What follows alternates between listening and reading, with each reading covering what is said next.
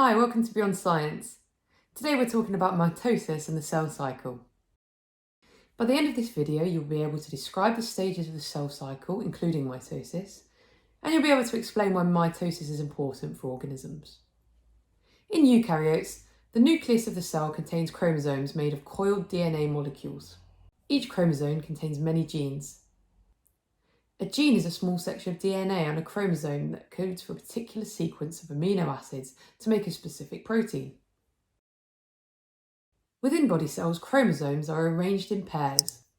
Human body cells usually contain 23 pairs of chromosomes. That's 46 chromosomes in total. Multicellular organisms like humans contain many cells.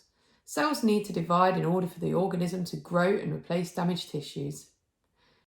This happens as part of the process known as the cell cycle. Before a cell divides, its size increases and its subcellular structures such as mitochondria and ribosomes are replicated.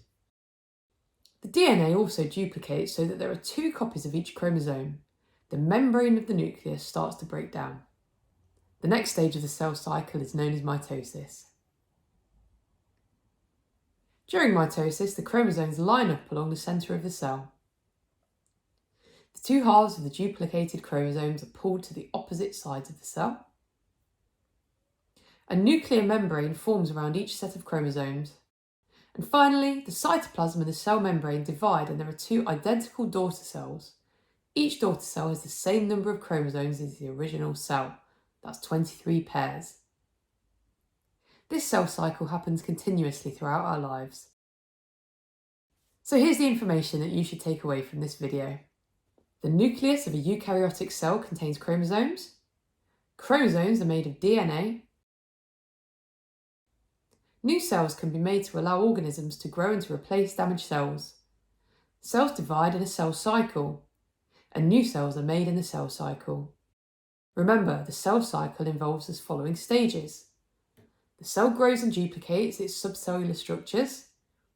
Then the DNA is duplicated.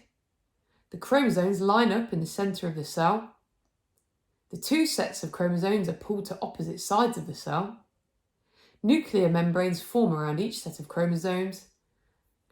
The cell membrane and cytoplasm divide so that two identical daughter cells are produced. Why don't you try making a storyboard or a model to replicate the sequence of the cell cycle?